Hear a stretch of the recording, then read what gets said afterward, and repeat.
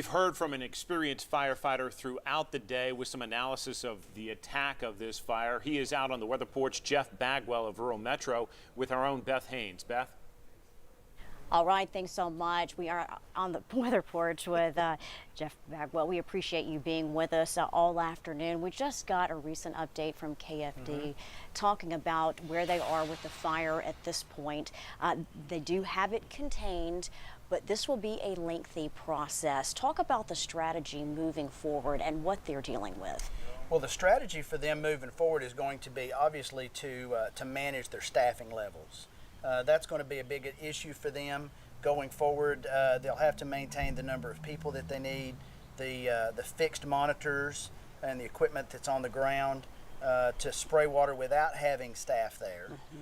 And then they'll have to worry about getting it under control enough and the hazards under control enough to where that they can go in with heavy machinery if they need to and separate the burned portions from the unburned, so that way they can essentially extinguish it by just removing the fuel. But you don't do that until you are certain That's correct. that you have most of that under control That's before correct. you bring in heavy equipment. We want to review some questions that a lot of viewers have been sending and asking us. Are there concerns about air quality? What are your thoughts about air quality? Do you advise people outside to wear masks? Do they need to limit their activity? We talked about like sporting events tonight.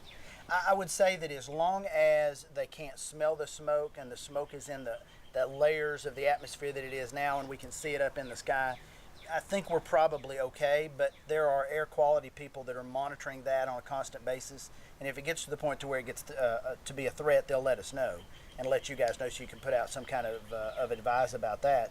But so I wouldn't necessarily think that you need to limit your activities unless it's in that immediate area. You know, the smoke's traveling, for example, I said earlier I could see it in Halls. I don't think the folks in Halls or North or East Knox County have anything to really worry about yet.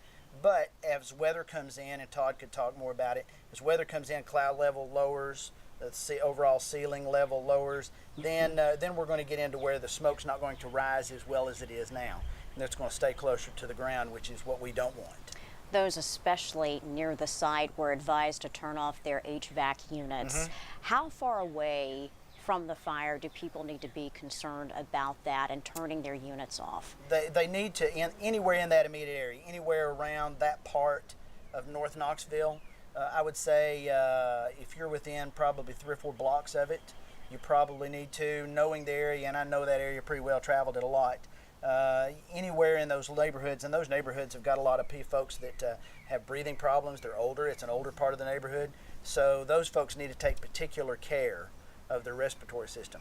When you say shut the HVAC system off, is this something that should be shut off all night long? I would, because after you go to sleep, you don't know really what it's going to be, what it's going to happen overnight with the weather. If the weather changes, the winds change, if that smoke starts to settle down on the ground level, then we have bigger problems. And I know it's uncomfortable. It's going to be warm. Yeah. It's going to be kind of muggy, but it's more important to do that for the nighttime than it is to wake up in the middle of the night coughing and having difficulty breathing. And thankfully there are some options, some shelters where you can go if you do need to turn your AC off and you don't feel like you can stay inside your home. Enrolled Youth is working with Red Cross, also Salvation Army opening its doors to people, so you do have those options. Let's talk about the smoke affecting pets. We've gotten some questions about pets in the area, especially if you're in proximity. The good part about pets is most of the time they're low to the ground. And animals in some senses are smarter than we are, and they'll get away from those hazards. So I wouldn't necessarily worry about pets unless you're within the immediate area. And again, when that smoke comes down to the ground level, that's what we have to worry about. We talked a little bit about this, but moving forward, continuing to contain the fire and eventually put the fires out, it could be a lengthy process, several days. How long do you expect that we're going to be dealing with this, and will you all be called in at some point? I know you've offered your assistance. If certainly if they need help, we'll send it as they would for us. We've been great partners and great friends with the city guys for a long time, and think a lot of them. So we want to do all we can to help them, but they haven't asked for anything else yet, and so we stand ready to help them if they need anything.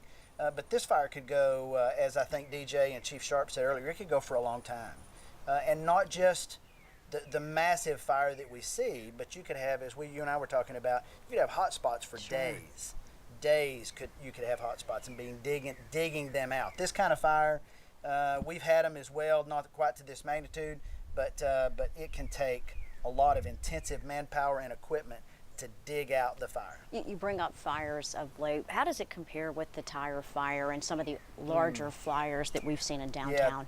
Yeah, the tire fire was big. The mulch fire was big. We've had junkyards and junk cars that have been on fire, multiple ones out in the county. And then they had, several years back, you may remember, we had a tire fire that we helped with up in Maynardville that was huge.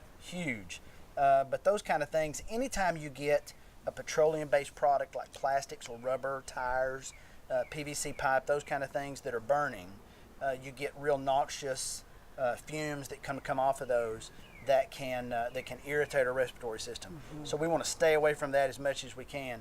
And people that are curious and want to drive down the streets beside it to get a good look, I would encourage you to heed the advice of KPD and go on about your way and let us do our job. Certainly, though, going to be a concern for our community for the next several days at least, and certainly thinking about the firefighters. It will be a long night for them. It will be. We appreciate you spending the afternoon with us and being here. Thank you so much. We're going to send things now back to Robin and John. Beth, great information there. Thank you so much to both you and Jeff Bagwell. And Beth, you mentioned the Salvation Army. They have indeed opened a shelter for those who may be without power, those who have turned off their HVAC because they are trying to keep the fumes from coming into their homes. This shelter is located on 409 North Broadway.